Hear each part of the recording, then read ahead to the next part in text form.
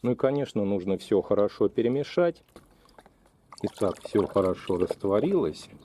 И под каждый кустик пиона я вылью примерно по 5 литров. Здравствуйте, мои дорогие друзья, гости, подписчики моего канала, любители выращивания пионов. Недавно мне задали такой вопрос: можно ли каким-либо способом продлить цветение пионов, потому что, оно очень быстро проходит, очень скоротечно, а нам хочется, конечно, немножко затормозить время, задержать вот эту красоту на наших садовых участках, в наших цветниках. Можно ли это как-либо сделать? Да, такие способы существуют. Сегодня я вам покажу подкормку, которая способна немножко продлить период цветения пионов, также сделать цветение более обильным, пышным. Но на самом деле нужно подбирать такие сорта пионов, которые будут цвести в разные сроки. То есть ранние цветущие сорта высаживать, потом средне цветущие и поздне цветущие сорта пионов. Вот тогда вы продлите действительно надолго цветение пионов в вашем саду. Что же касается способов продления цветения, то тут особо не разбежишься. Первый момент, за которым нужно следить, конечно, это своевременный полив. Когда происходит долгая засуха, жаркая погода, это, конечно, способствует быстрому отцветанию пионов. Поэтому, если стоит сухая, жаркая погода без дождей в течение дольше недели, то тогда, конечно, рекомендую поливать пионы холодной, можно прямо из колодца, из шланга, холодной водой под куст достаточно обильно поливать. Ну и, конечно, можно использовать подкормку, это монокалий фосфат или монофосфат калия, что равноценно. Сейчас я покажу, как ее применить для пионов, в каком объеме подкормим пионы.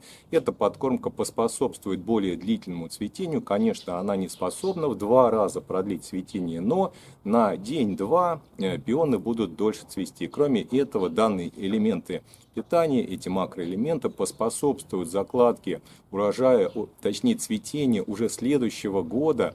Будут образовываться на ваших растениях большее количество цветочных почек, и вообще растение будет себя чувствовать гораздо лучше. Потому что калий и фосфор, они являются основными элементами питания, помимо азота, конечно, которые вот как раз-таки способствуют более обильному, продолжительному цветению и закладке почек следующего года, следующего сезона.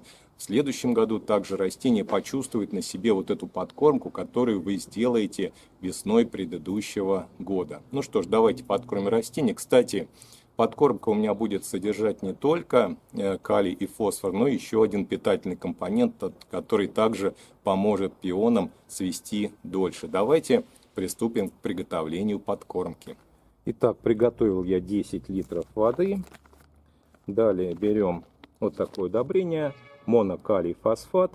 Как вы видите, в нем большое количество фосфора и калия. Это то, что нужно, чтобы поддержать растение во время цветения, ну и, соответственно, продлить его период. Я использую на 10 литров воды 1 столовую ложку монокалий фосфата.